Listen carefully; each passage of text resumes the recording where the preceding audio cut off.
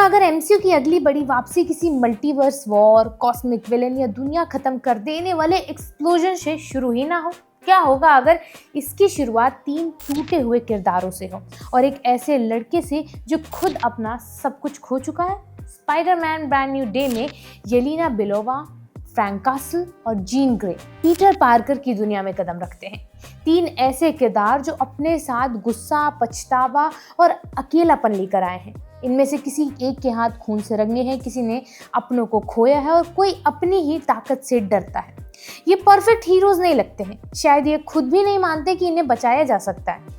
लेकिन तब क्या होता है जब इनकी मुलाकात उस स्पाइडरमैन से होती है जो सब कुछ खोने के बाद भी लोगों को दूसरा मौका देना नहीं छोड़ता। आपको क्या लगता है, पीटर पार्कर इन टूटे हुए किरदारों को बदल पाएगा या फिर इन्हीं के सहारे मार्वल अपने बिखरते हुए यूनिवर्स को दोबारा इंसान बना पाएगा? आज यही जानेंगे हम। मेरा नाम है अनु और आप देख रहे हैं मास्टर शॉट। मुझे ऐसा लगता है कि मार्वल को शायद फाइनली समझ में आ गया है कि हर बार दुनिया बचाने के लिए आसमान में कोई पोर्टल खोलना जरूरी नहीं है। कभी कभी कहानी बचाने के लिए सिर्फ एक ऐसे इंसान की ज़रूरत होती है जो खुद पूरी तरह टूटा हुआ हो लेकिन फिर भी दूसरों को टूटने से रोकता हो। स्पाइडरमैन ब्रांड न्यू डे में पीटर पार्कर ठीक यही काम करता है। नो वे होम के बाद पूरी दुनिया पीटर को भूल चुकी है। एमजे और नेड अपनी ज़िंदगी में आगे बढ़ चुके हैं, आंट में अब नहीं रही हैं। पीटर के पास ना परिवार बचा है, ना दोस्त बचे और ना ही कोई ऐसा इंसान जो उसका असली नाम जानता हो। वो दिन रात स्पाइडरमैन बनकर न्यूयॉर्क की मदद तो कर रहा है लेकिन पीटर पार्कर के रूप में जीना लगभग भूल चुका है। कोई नहीं जानता पीटर पार्कर कौन है। यही अकेलापन उसे येलेना बेलोवा, फ्रैंक कासल और जीन ग्रे जैसे किरदारों से जोड़ देता है। ये तीनों पीटर जैसे नहीं है लेकिन तीनों के अंदर वही खालीपन है जिसमें पीटर रोज लड़ रहा है। फिल्म का सबसे दिलचस्प फैसला ये रहा कि पीटर इन किरदारों को कोई लंबी मोटिवेशनल स्पीच नहीं देगा, वो उन्हें सुधारने का कॉन्ट्रैक्ट भी नहीं लेता है। वो बस उनके सामने अपनी सबसे बड़ी ताकत रखता है, उसकी अच्छाई। ऐसी अच्छाई जो मासूमियत नहीं है, दर्द से निकली है। सबसे पहले येलेना आती है। थंडरबोल्ट्स के बाद वो खुद जान चुकी है कि लगातार मिशन में बिजी रहना और लोगों को खुद से दूर रखना आपको मजबूत नहीं बनाता है। कई बार ये सिर्फ अकेलेपन से भागने का एक तरीका होता है। इसीलिए जब पीटर उसके पास मदद मांगने पहुंचता है और अपना मास्क तक उतारने से बचता है, येलेना तुरंत पहचान लेती है कि ये सुपर हीरो असल में कितना अकेला है। येलेना फिल्म में अचानक कोई सेंट नहीं बन जाती है। उसका सरकाज़म, उसका एटीट्यूड और वी हैंडल बिग पोटैटोज वाला कॉन्फिडेंस बहुत मौजूद रहता है सीन में। लेकिन अब वो लोगों को केवल मिशन की तरह नहीं देखती है, वो पीटर पार्कर की परेशानी को समझती है। जीन ग्रे और डैमेज कंट्रोल से जुड़ी जानकारी खोजने में उसकी मदद करती है और स्पाइडरमैन को न्यू एवेंजर्स की दुनिया से जोड़ने वाला पहला ब्रिज बनती है। ये येलेना की नई मैच्योरिटी है। पहले वो मदद मांगने और मदद देने दोनों से भागती थी, अब वो किसी दूसरे अकेले इंसान को पहचान सकती है। फिर आता है फ्रैंक कासल यानी द पनिशर।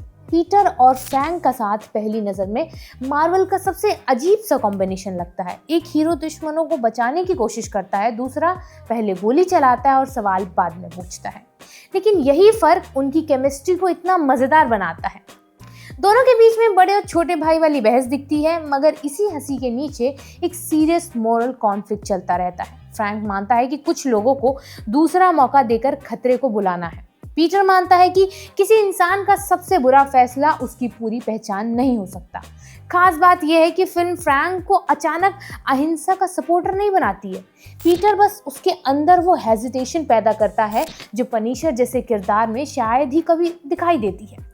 जब फ्रैंक की चलाई गोली जीन की जगह पीटर को लगती है, पहली बार उसकी हिंसा का नुकसान किसी ऐसे इंसान को होता है जिसे वो अपना दोस्त मानने लगा था। पीटर का जीन को बचाना फ्रैंक के लिए मोरल शॉक बन जाता है। इसके बाद फ्रैंक का पीटर को अस्पताल में पहुंचाना और उसकी पहचान बचाने के लिए खुद स्पाइडरमैन का मास्क पहन लेना छोटा सीन है, लेकिन उसके बदलाव की सबसे बड़ी निशानी भी बनता है। फ्रैंक अभी भी पनिशर है, मगर अब उसके पास खोने के लिए एक रिश्ता है। जीन ग्रे की कहानी इन तीनों में सबसे ज्यादा इंपॉर्टेंट है क्योंकि फिल्म उसे ट्रेडिशनल हीरो एंट्री नहीं देती है। शुरुआत में वो एक खतरनाक टेलीपैथिक थ्रेट लगती है जो लोगों के शरीर और दिमाग को कंट्रोल कर रही है। लेकिन धीरे धीरे पता चलता है कि उसके गुस्से के पीछे डैमेज कंट्रोल के एक्सपेरिमेंट्स, उसकी बहन की मौत, अपनी पहचान से जुड़ा ट्रॉमा जुड़ा होता है।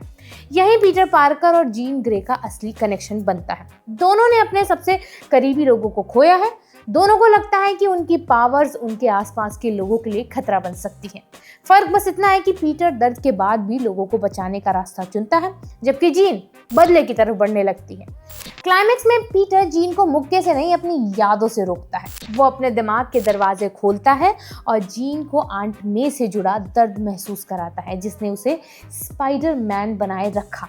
पीटर उसे ये नहीं कहता है कि उसका गुस्सा गलत है, वो उसे दिखाता है कि दर्द को दूसरे तक पहुंचाने और दर्द के बावजूद किसी को बचाने के बीच हमेशा एक चॉइस मौजूद रहती है। इसके बाद जीन का पीटर को जिंदा रखने के लिए अपनी पावर्स इस्तेमाल करना उसकी रिडेम्पशन का असली मोमेंट बनता है। जो लड़की शुरुआत में दूसरों के दिमाग पर कब्जा कर रही थी, वही आखिर में अपनी ताकत किसी की जिंदगी बचाने के लिए इस्तेमाल करती है। पीटर उसे हराता नहीं है, वो उसे खुद बेहतर फैसला लेने की जगह पे देता है। यही ब्रांड न्यू डे की सबसे बड़ी जीत है। ये एमसीयू के नए कैरेक्टर्स जोड़कर नहीं, उनके बीच इमोशनल कनेक्शन बनाकर एक्सपेंड करती है। येलेना न्यू एवेंजर्स की दुनिया से आती है, फ्रैंक स्ट्रीट लेवल वॉयलेंस का चेहरा है और जीन भविष्य के एक्स-मैन की शुरुआत। तीनों अलग फ्रेंचाइजी के किरदार हैं, लेकिन पीटर पार्कर उन्हें एक ही इमोशनल कहानी में बांध देता है। ये फिल्म ये दावा नहीं करती है कि पीटर ने सबको पूरी तरह ठीक कर दिया है। टूटे हुए लोग एक मुलाकात में ठीक नहीं होते हैं, लेकिन वो उन्हें एक नया रास्ता जरूर दिखाता है। येलेना अकेलेपन को पहचानना सीखती है, फ्रैंक अपनी हिंसा के असर को महसूस करता है, जीन बदले की जगह किसी की जान बचाती है। और इन सब के बीच पीटर पार्कर भी समझता है कि हर किसी को बचाते बचाते खुद से दूर होना हीरोइज्म नहीं है। मल्टीवर्स, वेरिएंट्स और कॉस्मिक कैमियोज से थक चुके एमसीयू के लिए ये असली ब्रांड न्यू डे है।